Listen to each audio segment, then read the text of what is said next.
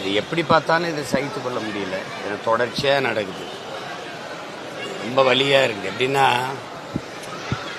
6-7 வயசு குழந்தை இந்த ஹாசினியை ஒருத்தர் வன்புணர்வு செய்து கொலை பண்ணிடுறாரு, எரிச்சு கொண்டுறாரு. 30 நாளில் திருப்பி வர்றாரு. திருப்பி வந்து பெற்ற தாயே கொண்டுறாரு. நீதிமன்றம் அவருக்கு தண்டனை நீக்கி விடுதலை செஞ்சிருக்கு. இந்த மாதிரி இதெல்லாம் பார்க்கும்போது இந்த மாதிரி குற்றங்கள் வந்து இது வந்து ஒரு பெரிய சாதாரணமாயிருது. இதெல்லாம் ஒரு பெரிய இது இல்லை அப்படின்னு ஆயிருக்கு. எப்படி பார்த்தாலும் இந்த சமூகம் வந்து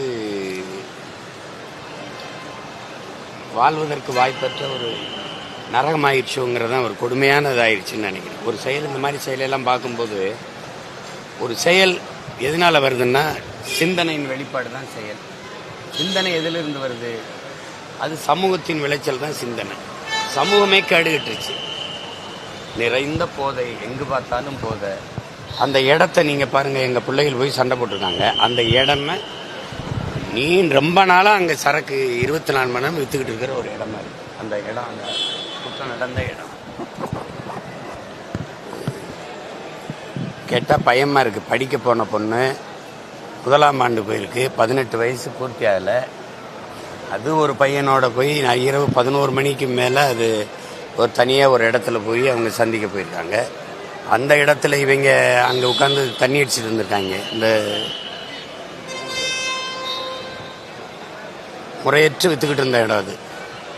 அந்த இடத்துல போய் இவங்க குடிச்சிக்கிட்டு இருந்த இடத்துல இவங்க பார்த்துட்டு அளவு கடந்த போதையில் இந்த மாதிரி சிதைச்சி வச்சுட்டு போயிட்டாங்க. காவல்துறை சொல்கிறது சுட்டு பிடிச்சோன்ட்டு, சுட்டு கொண்டாங்கிற மாதிரி. சுட்டு பிடிச்சி என்ன விசாரிக்கிறது? அவன்கிட்ட போய் என்ன கேட்குறதுக்கு இருக்குது? இப்போ விசாரித்து என்ன நடந்திருக்கு என்னன்னு சொன்னால் தான் நமக்கு தெரிய வரும். இதுக்கு மேலே காவல்துறை என்ன சொல்லுது? அந்த சம்பவத்தில் ஈடுபட்ட அவங்க மட்டும் இல்லை, பேசியிருக்கேன், நான் கேட்டுக்கிட்டு இருக்கேன், நீங்கள், நம்ம எல்லாருமே இது வைக்க தலைகுனிய வேண்டிய ஒரு சமூகம் ஆயிடுச்சு. இப்போ எப்படி இதை பார்க்கும்போது நம்ம பிள்ளைகளை பெற்றோர்கள் வந்து கல்லூரிக்கு படிக்க அனுப்புவாங்க, என்ன நம்பிக்கை வரும்? எப்படி ஒரு பாதுகாப்பற்ற சூழலில் நம்ம வாழ்ந்துக்கிட்டு இருக்கோமாங்கிற ஒரு நடுக்கம் வரும்ல. அவர் மதுரையிலேருந்து அனுப்பியிருக்காரு இல்லையா? ஒன்றும் மதுரையிலேருந்து வந்துருக்கு.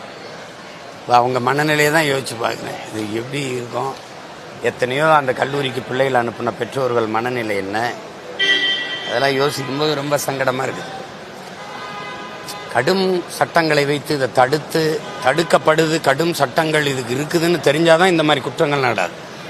இல்லை தொடர்ச்சியாக நடக்குது பாருங்க, அங்கங்கே கேள்விப்பட்டுக்கிட்டே இருக்கு. இதே தான் பொள்ளாச்சியில் நடந்தது. இதே தான் அண்ணா பல்கலைக்கழக வளாகத்துக்கு